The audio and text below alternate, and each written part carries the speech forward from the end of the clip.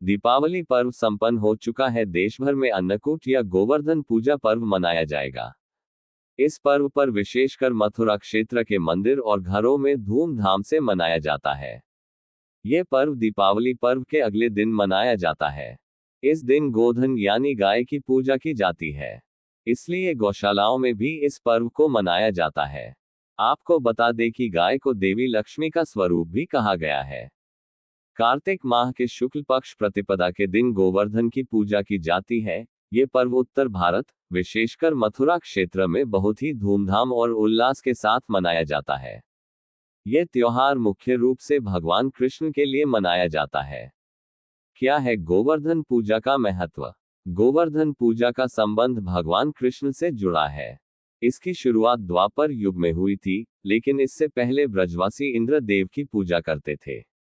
तभी भगवान कृष्ण ने ब्रजवासियों से कहा कि आप लोग इंद्रदेव की पूजा क्यों करते हैं, इससे आपको कोई लाभ प्राप्त नहीं होता है।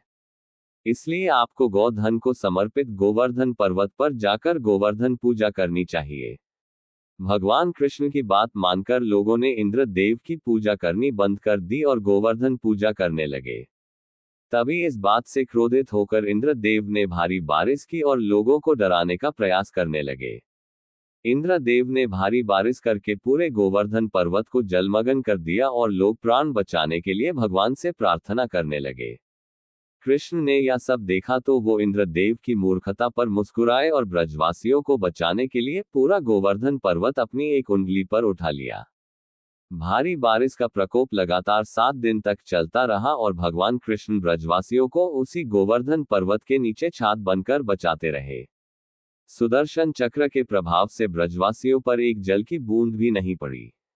तभी ब्रह्मा जी ने इंद्रदेव को बताया कि पृथ्वी पर भगवान विष्णु ने कृष्ण के रूप में जन्म लिया है, तुम उनसे लड़ रहे हो। इस बात को जानकर इंद्रदेव को बहुत पछतावा हुआ और भगवान से क्षमा मांगी। इस बात के खत्म होने के बाद भगवान कृष्ण ने सभी ब्रजवासियों को 7वें दिन गोवर्धन पर्वत को नीचे रखकर ब्रजवासियों को आज्ञा दी कि अब से प्रतिवर्ष गोवर्धन पूजा कर अन्नकूट का पर्व उल्लास के साथ मनाओ। तब से लेकर आज तक गोवर्धन पूजा और अन्नकूट हर घर में मनाया जाता है। गोवर्धन पूजा का महत्व। ऐसा माना जाता है कि ये उत्सव खुशी का उत्सव है और इस दिन जो दुखी रहेगा तो वो वर्ष भर दुखी ही रहेगा। इस दिन खुश रहने वाला व्यक्ति वर्ष भर खुश रहेगा। इसलिए इस गोवर्धन पूजा को करना बहुत ही जरूरी है। गोवर्धन पूजन कैसे करें?